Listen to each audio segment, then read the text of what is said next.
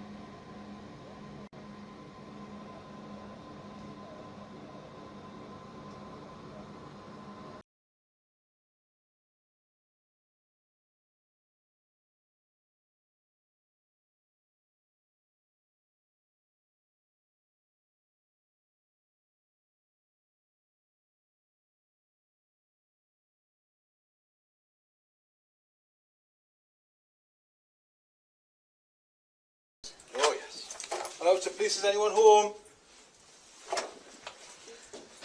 Yeah, that's it. Hello, police!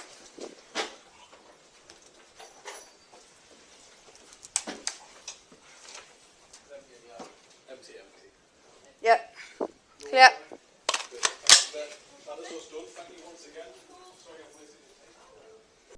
So our investigation team has been working round the clock for the last 7 days, and obviously some of the really early inquiries will be those ports alerts, and that will form one of the actions that the team will take. We're keeping an open mind about where he's gone.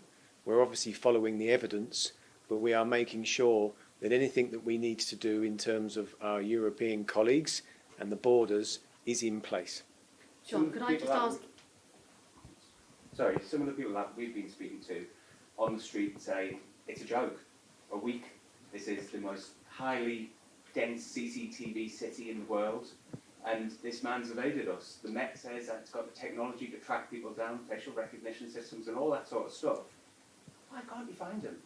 Well, as I've said previously in earlier releases, we have his car, we have his phone, and he's not used any of his banking. So they are 3 key lines of inquiry that most manhunts would have. So we are very reliant on the public and continue to appeal to the public to come forward with any information that they've got about where Ezedi is, who's looking after him, and what we can do then is take very quick action. You're quite right, there is a lot of surveillance in London. However, if he's holed up somewhere and not out and about, it's going to make it quite difficult to find him. We've got hundreds and hundreds of officers working round the clock following the CCTV. We have now continued to look through that CCTV and got him at just after 11 o'clock on Vauxhall Bridge onto Vauxhall Bridge Road. I have to reiterate that it's a very meticulous and careful piece of work to follow all of those movements on CCTV, because as you can imagine, if you miss something, you take a wrong turning or you identify someone else that isn't Ezedi, it will send you off down a rabbit hole. So we have to be very, very careful about following the CCTV, but we are tracking him and we will continue to track him. And his injuries could be fatal. Sorry, Oliver, I'm sorry, someone else has to have a turn now. Apologies. Commander Saville, could I please ask you, how significant do you think Ezedi's injuries are? Well, as we have all seen on the CCTV images, he's got a very significant, what appears to be burn mark on his face. Now, we have, through the NCA, been in contact with medical experts about what the impact of that will be. Clearly, without any medical intervention, that could prove to be very serious, if not fatal.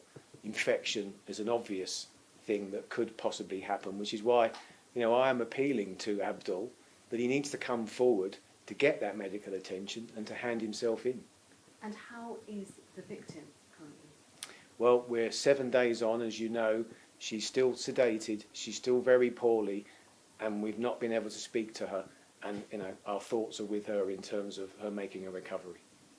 And could you just tell us about their relationship?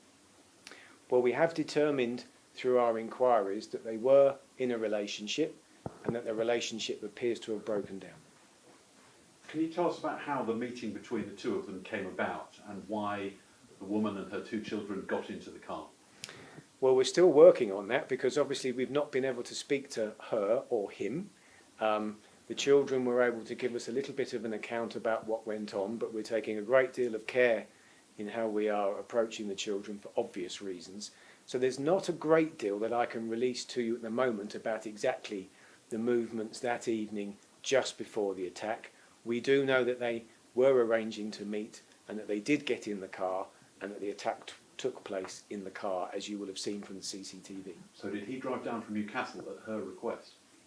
We haven't got to clarify that just yet, but he did drive down from Newcastle that morning and they did meet that afternoon. How embarrassing is it for the Met not to have a clue where he is, to depend on the public on this? I mean, for somebody who's been in policing for so long, to not have somebody in custody after 7 days, that's a bit of a damning indictment, isn't it? I'm not sure it's a damning indictment. I mean, we are taking it incredibly serious. This is an attempted murder investigation with all of the assets that we need in place to be able to find someone. It's a significant manhunt. We have to go where the evidence takes us. Yes, we would much like to have got him into custody already, but we will track him down. Thanks very much, everyone. He's now got